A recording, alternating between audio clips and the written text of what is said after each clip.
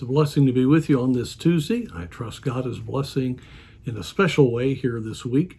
Today I'm going to go to Galatians chapter 5 to a very familiar verse, but I want to look at the context of it so that we can glean something that I trust will be a help to you today.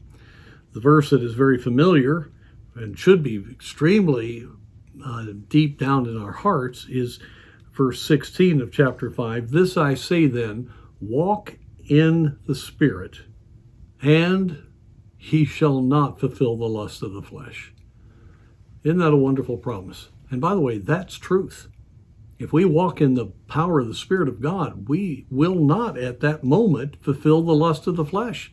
And we can abide in the vine. We can have a continuing relationship with the Spirit if we will stay dependent upon him. It's a wonderful reality.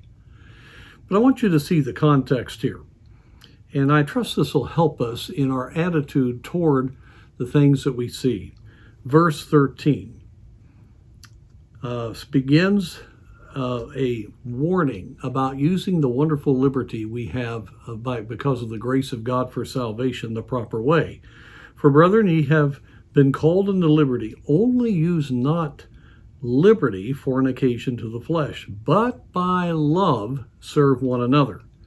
For all the law is fulfilled in one word, even this: thou shalt love thy neighbor as thyself. But if ye bite and devour one another, take heed that ye be not consumed one another. And this I say then, walk in the Spirit.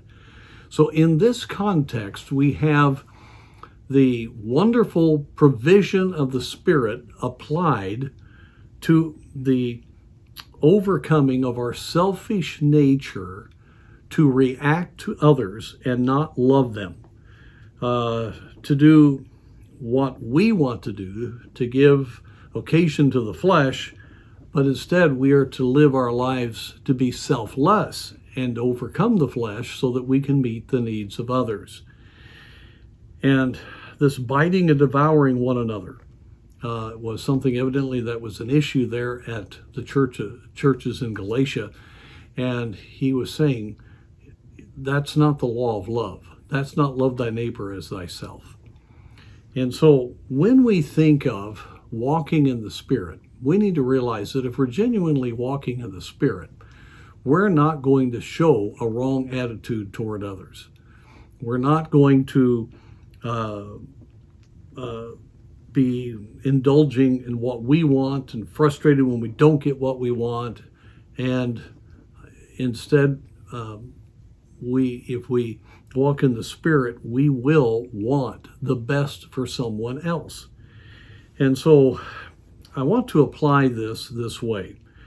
And that is that so often when we look at some of the policies of our government, we look at some of the things that are being said in the big political campaign, as we look at some of the forecasts that are given, what might happen economically, what might happen internationally, we find ourselves thinking about how that's going to affect us. And that's natural.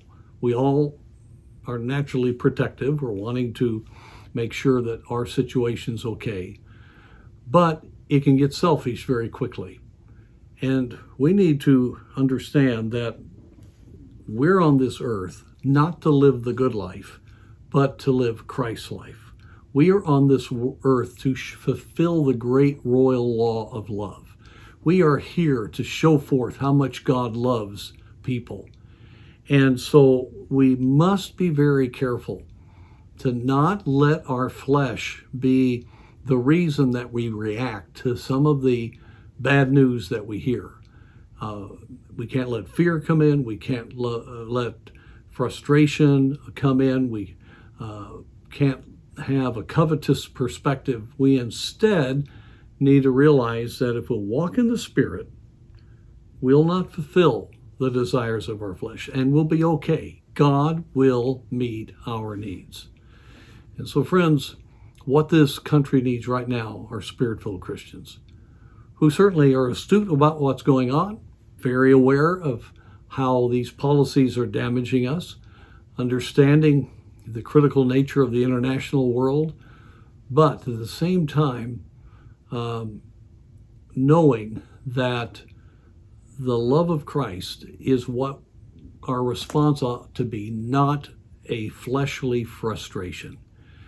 Our neighbors need to see that. Our unsaved family members need to see that in our lives. And so may God help us to walk in the Spirit so that we don't cave in to that kind of selfishness.